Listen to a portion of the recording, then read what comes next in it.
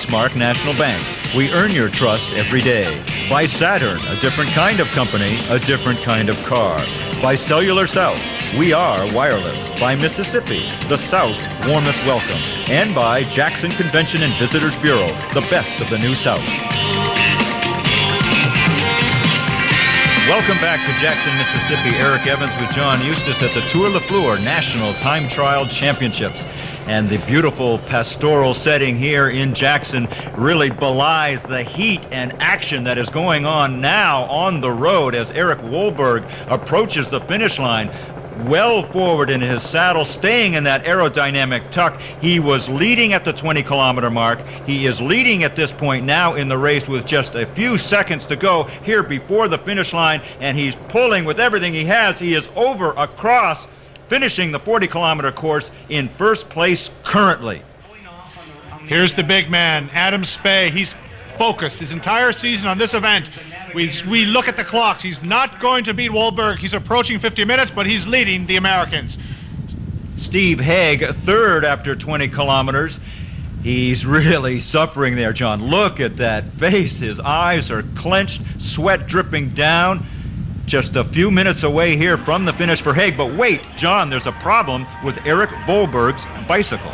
Looks like technical regulations concerning aerodynamics and inspection.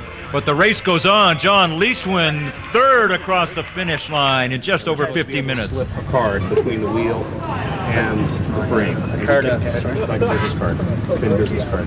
Is that the same width as a business card, that plastic thing? Yeah, well, I could... Because I could go to tissue paper and it's not going to go through there. Yeah. So, yeah, because I was told at the start I had to pull it back, and I did, and I was told it was fine, and then I left.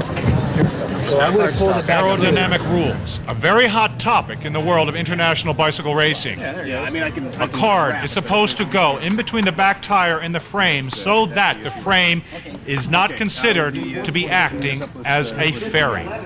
The official saying that Eric Wohlberg, as we see, Eddie Gregas finishing currently in fourth position. Eddie never quits. Dejected Eric Wohlberg getting the bad news about his bicycle and his win.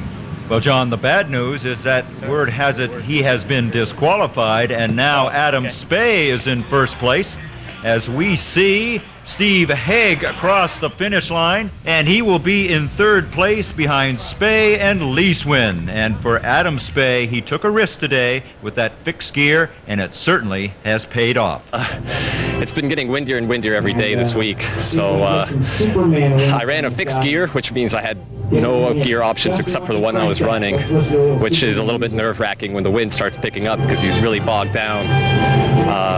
But I knew that if I could turn that gear over, I would win the race, and I was able to. Equipment today helped make a dream come true for Adam Spey, but equipment has been a nightmare for Eric Wohlberg.